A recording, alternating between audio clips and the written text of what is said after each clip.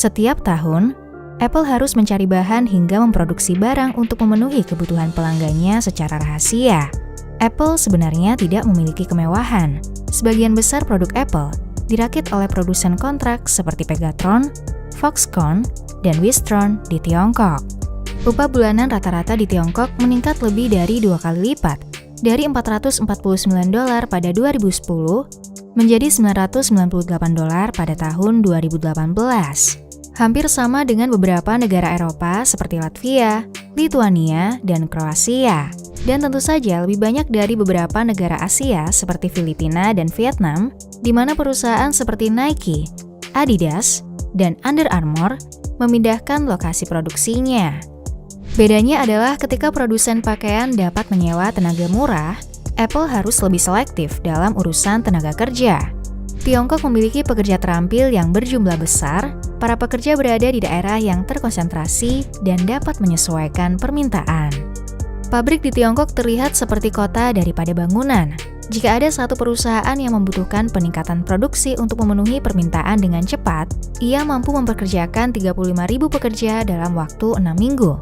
Fleksibilitas inilah yang memungkinkan Apple meningkatkan produksi dengan cepat di bulan-bulan menjelang perilisan iPhone baru.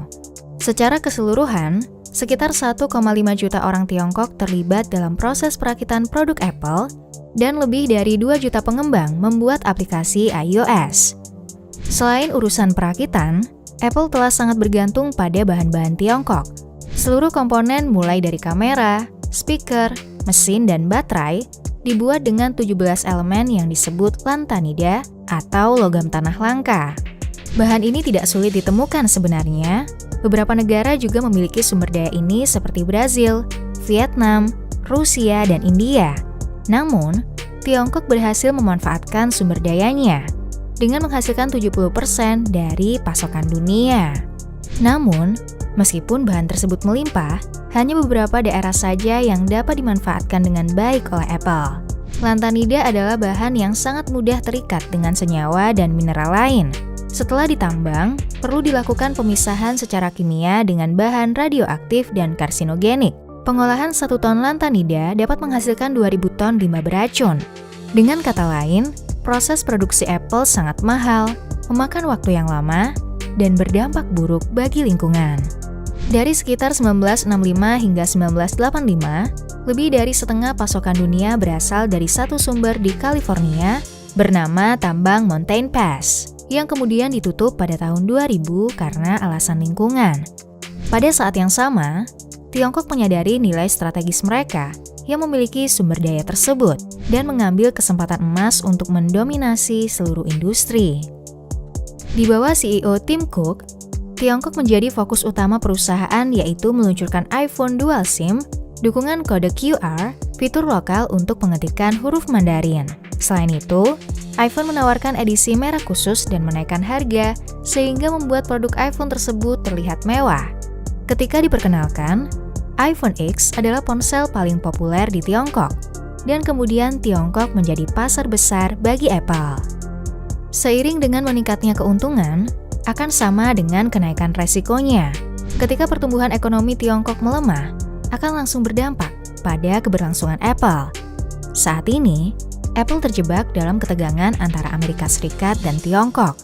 Ketika pemerintah Tiongkok menayangkan film propaganda anti-Amerika, bagi sebagian besar orang yang memiliki produk Apple akan merasa malu.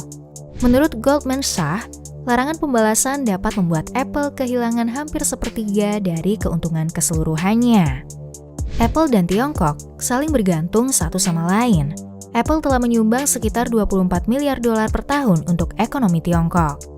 Bagi pemerintah Tiongkok, memberikan batas-batas dan memberikan kendali penuh terhadap perusahaan barat seperti Apple adalah hal yang penting.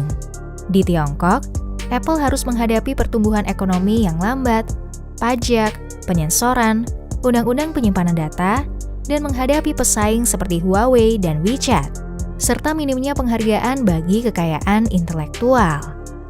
Di Amerika Serikat, Tim Cook dapat membujuk dan menahan peraturan FBI. Namun di Tiongkok, ia tidak mungkin bisa melakukan hal lain selain menuruti. Apple harus memutuskan Ketika berkata tidak kepada Tiongkok, maka akan kehilangan 20% dari pendapatannya dan berpengaruh kepada rantai pasokannya, mengingat Apple juga bergantung pada bahan-bahan di Tiongkok. Pada 2010, Google lebih dulu mematahkan peraturan Tiongkok setelah bertahun-tahun mematuhi aturan penyensoran karena mendapati beberapa akun Gmail aktivis HAM diretas. Namun bagi Apple, lebih baik tetap mempertahankan diri di Tiongkok daripada menyerahkan pasar kepada pesaingnya yang belum tentu selevel dengan Apple. Sementara itu, untuk meminimalkan keadaan buruk, Pegatron berinvestasi di lokasi produksi di Indonesia, sementara Foxconn dan Wistron ke India. Pada tahun 1909, Norman Angell menulis The Great Illusion, di mana ia menerima penghargaan Nobel Perdamaian. Di dalamnya, Norman berpendapat bahwa ekonomi dunia begitu terhubung dan bergantung satu sama lain, sehingga biaya konflik akan terlalu besar. Ia juga berkata bahwa negara-negara sekarang memiliki terlalu banyak kerugian akibat perang. Dan yang dikatakan Norman benar adanya ketika disandingkan dengan kasus Apple dan Tiongkok ini. Secara finansial, strategi akan sangat disayangkan jika salah satu dari keduanya melepas manfaat ekonominya.